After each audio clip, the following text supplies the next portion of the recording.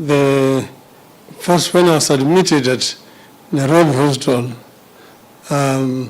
they put me on a certain drug that they were administering intravenously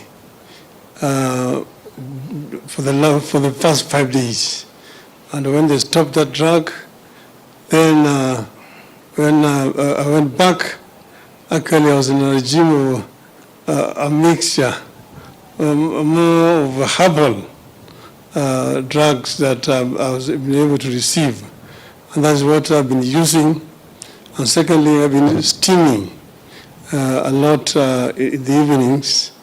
And then, of course, I was on an oxygen for a while, but then eventually they weaned me out of the oxygen because now my oxygen levels are 90 and above. But it is a process.